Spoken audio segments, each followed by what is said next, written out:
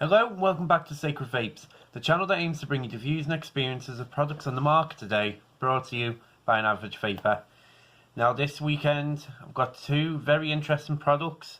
What I'm going to do over the coming weeks is I'm going to bring some pod devices.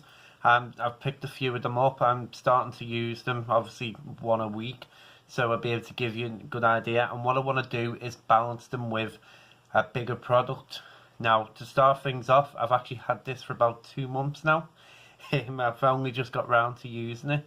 It's this, the Smok species. Now, going back to the summer, Smok kind of took a hiatus, and I think it was only a pod system they brought out in the summer, and then around about the September time, they then brought out two products, the e-priv, which I have covered before, and this, the Smok species. It's a touchscreen device, very, very interesting. But before we get into it, let's give her a vape.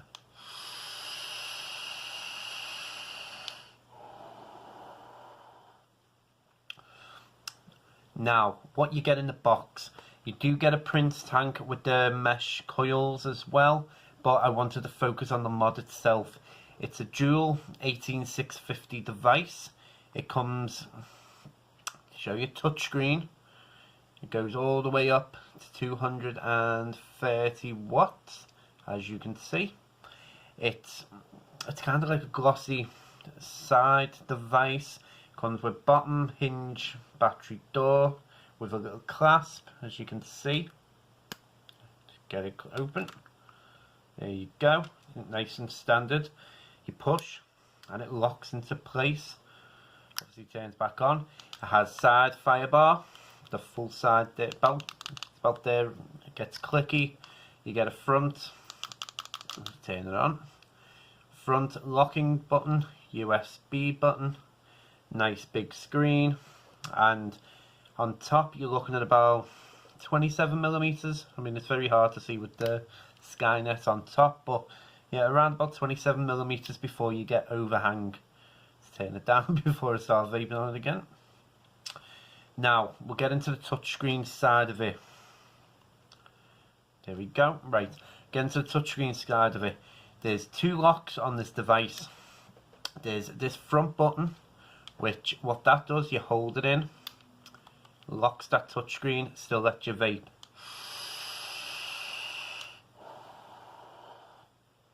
Then you have the 3 clicks. And that's the fire key lock. So now it won't fire.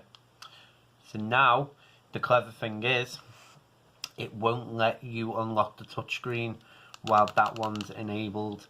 So it's very secure. 5 clicks as well. To show you, we'll give you a power off option, and yes or no. Get into the touchscreen part of it now. Properly, saying screen, wattage, battery, resistance, volts, and mode. Now, if you go to this top left hand side, just push that and you get 4 options. Top one, max puffs, you can set that to whatever you want. Let's go back. Settings, you can manually set your resistance to your coils, obviously good if you've built it yourself. Factory reset and a standard power off. Then go on to the left, and then that's when you can set your mode. Obviously wattage there, and flick over to temperature control. And then it's also got the preheat option in there as well. And then the bottom one is how long the screen will stay on for, and you have a choice of 6 colours of the screen on the main menu as well. I've got it set at red at the minute, and that little bar, you know, just there, that fills up with the colour the higher the wattage is. So get into the pros and cons of this now. First one, it's really good. Straight away it feels really solid in the hand. It feels really well made. It comes with the same as the e-priv did, the bottom clasp, so you get that added security, especially for the fact it locks into place. and you know, it's well thought out with the locking mechanisms, the fact that you can't accidentally mess about with the touchscreen if the fire keys are locked. You know, all really good things, all really impressive. It just shows you the Smok have gone away and put a little bit of research into this and made sure it worked. Next pro for me, the fact that you can fit bigger atomizers on top rather than just standard 25, that's always a good thing. Next pro for me, the chipset. Now, I did think it was called the ARM4, but I can't find any reference to it. It's essentially Smok's updated new chip from last year's launches, and it's really, it fires really quick. You can see there, really fast firing. And I have watched another YouTuber, and they mentioned the temperature control being really accurate, but in terms of the power, what I did find going back was a year ago now with the Smok Mag, I was using the Valerian tank with it, and I did notice there was a drop in power. With this one, I haven't found it at all. It's been really spot on. You're getting 75 watts. I'm getting the full Skynet experience rather than having that little bit of a lull, which is just, again, fantastic. You know, another pro, nice big clear screen. It's not overloaded with information. Next pro, now if you've ever watched a video of mine, I have mentioned this before, but major pro for me is the menu system. The old Smok menu system that you will find still on the e-priv, you know, that's gone in this. Absolutely love that. I absolutely hate the Smok menu system. I just think it's terrible, the fact you have to cycle through things. So having that much simpler system in place, you know, perfect for me. And yeah, just overall, just a really, really good device. You know, even the battery life, you're looking at about a day and a half. I'd say it's above average. You know, above average batteries for me on regular use for something like this is just over a day, maybe going into the next morning, and you then have to change. This will take you to about a day and a half. So, you know, it's really, really good.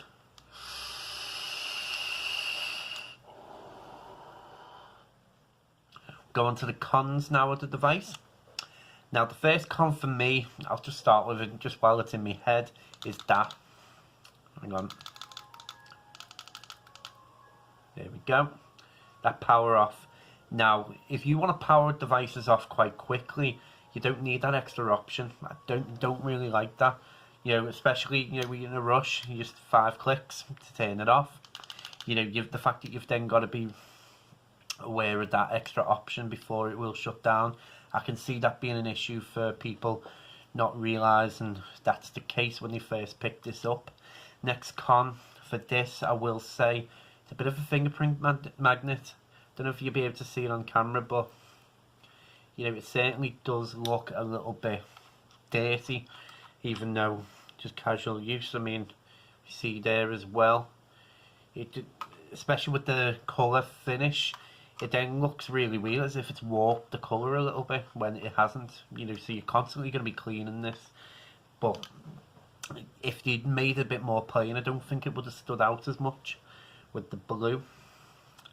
Next con, I will say those icons on the touchscreen could be a little bit bigger, because if you can see, again, it is quite small, because the touchscreen's there and it's there for up and down. That, I will say, could have been bigger. There's plenty of space on that screen to have made them bigger. Other than that, there isn't any more cons. I do think this is actually one of Smok's best mods to date, but we'll get into the overall now.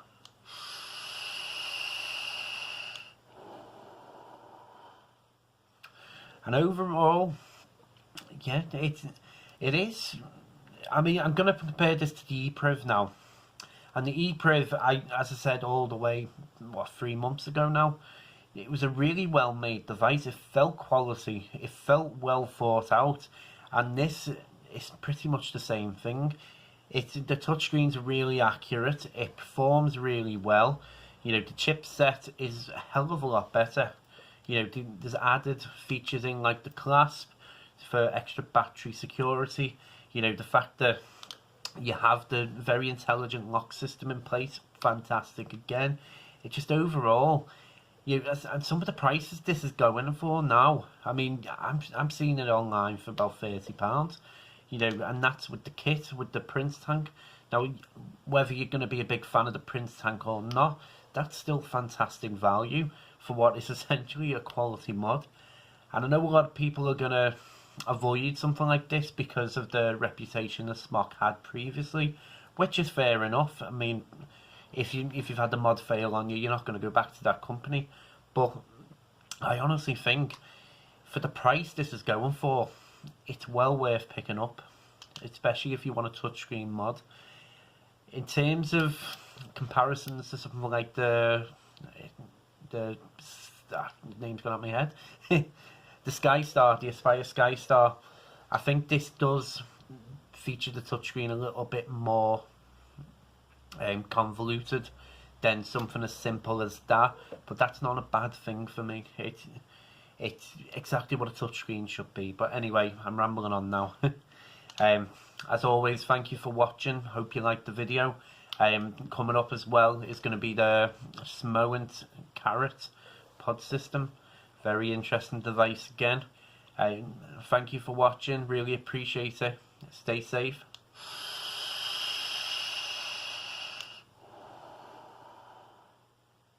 And keep vaping.